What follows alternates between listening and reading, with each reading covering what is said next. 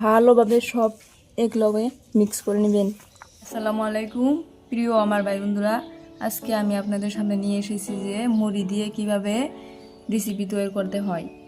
তো বন্ধুরা, আমি আপনাদের সম্পূর্ণ দেখাবো, শুধু আপনারা আমার সাথে থাকুন। তো বেশি কথা না কয়ে চলেন যাই আরম্ভ করি। তো বন্ধুরা, এই রেসিপি তৈরি করতে হলে প্রথমে 2-3টে উপাদান লাগবে। তো বন্ধুরা, প্রথম উপাদান হয়েছে মুড়ি। দেখেন আমি মুড়ি নিয়েছি, মুড়িটা আপনাদের ইচ্ছে অনুযায়ী নিতে পারবেন। বন্ধুরা দেখেন আমি মুড়ি নিয়েছি, তারপর মুড়িগুলো ভালোভাবে ধুয়ে নেবেন, যেহেতু ধুলাবালি থাকতে পারে। তো ভিজা রাখার দরকার নাই, 2-3 বার পানি চেঞ্জ করে ধুয়ে নেবেন। বন্ধুরা দেখেন আমার মুড়িগুলো ভালোভাবে ধুয়ে নেওয়া হয়ে গেছে। এবার এর ভিতরে আরও কয়েকটি উপাদান মিক্স করতে হবে।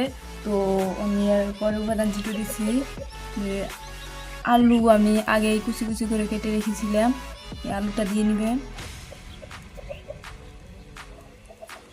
তারপর দিয়ে নেবেন পেঁয়াজ কুচি, তারপর কাঁচামরিচ কুচি দিয়ে দিবেন।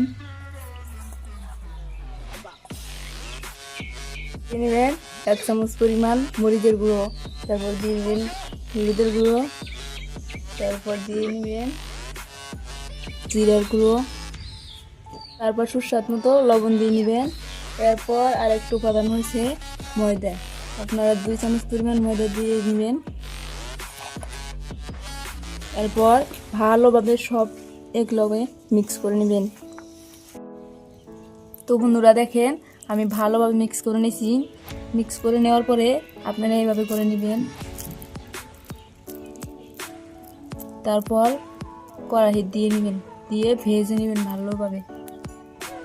বন্ধুরা, আমার রেসিপিগুলো আকৃতি করা হয়ে গেছে, এবার কড়াই ভেজে নিব, দেখতে থাকুন আপনারা।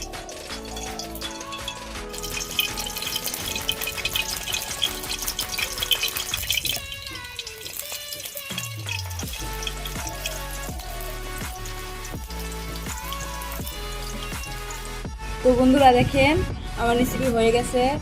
তো ভিডিওটা কেমন হয়েছে, যদি আপনাদের ভালো লেগে থাকে তাহলে কমেন্ট করে দিবেন, শেয়ার করবেন, লাইক করবেন।